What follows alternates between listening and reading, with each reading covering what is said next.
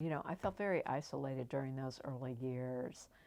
And it was always hard for me to know how much of it was gender, how much of it was age, because I was one of just a couple young faculty members, how much of it was that I was in areas that were not of interest or viewed as particularly important by most of the faculty. I was teaching in professional responsibility, legal ethics, which is about as low on the status totem pole as you could get at that point during those early years. And then I was also interested in gender, which was also, not something anybody else was interested in. So it was hard to know how much of it was that, and how much of it was also that I wasn't interested in sports, and I wasn't like these guys in many other ways, and they just didn't feel that comfortable.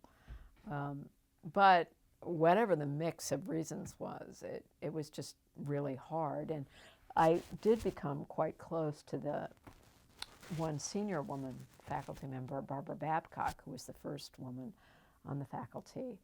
And she and I, at one point during these years when all the other potential female hires were, quote, unqualified or unavailable, meaning they wouldn't come, we wrote a memo to our colleagues saying, could you just engage in the thought experiment of what it would be like to you if you were on a faculty that was 36 women and you were one of 2 men? What would your life be like? Well, this turned out to be not a very useful exercise, and we later learned that it was called the Barbara and Deborah Need a Friend memo. And, it was so much more than that. It was also that we had disproportionate mentoring responsibilities because, there were plenty of women students who wanted to talk to a woman. It was also because every time there was a major committee, they had to put one of us on it. So we got a lot of extra committee work. And, it was just really hard to find the same kind of friendships that I think both of us would have liked and would have found if there had been more women on the faculty. And it came home to me after my 5th year. I got invited to visit at Harvard for a year. And what was so revealing about that experience is it was the first time I'd been in a professional culture that had a critical mass of women. Harvard realized that it needed to get women, and it wasn't going to be able to attract anyone if it just had 1 or 2, so it hired a clump. And it was also a much bigger school, so there were enough women that suddenly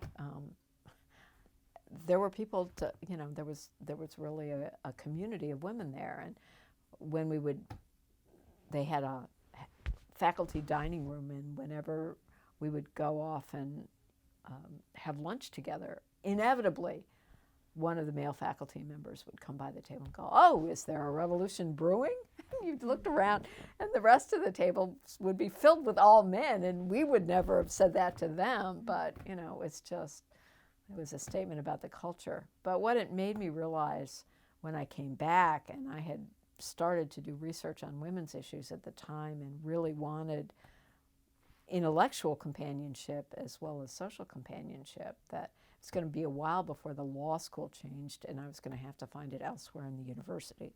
And right at that time, the Institute for Research on Women and Gender, which was then called the Center for Women's Research, was looking for a new director, and I applied, and that for me was a godsend. So for the next 4.5 years, I was half-time director of the center and half-time at the law school. And during that time, the law school hired some more women, but for me, I suddenly had both a social and a professional community that was really important.